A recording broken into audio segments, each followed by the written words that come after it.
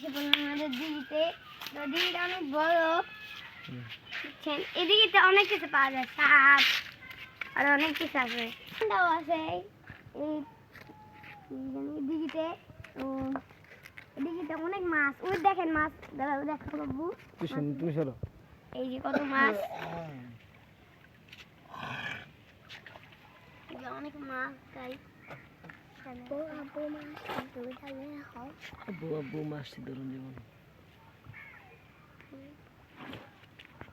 দেখেন গাইস, আমাদের এই জায়গায় অনেক বড় তো দিঘিটা, তো বোঝা যায় যে দিঘিটার ভিতরে কি আছে, অনেক কিছু আছে।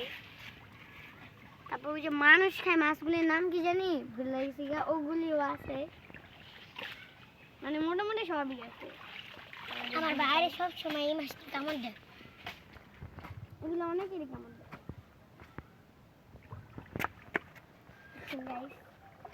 একটু বাজি ভাই আব্বু, আমু শামুক জানতো, দেখো গাইসদেরকে শামুকটা, এটা জানতো শামুক ধর্ম ধর ধরে এটা ভিতরে শামুক দি বাবু।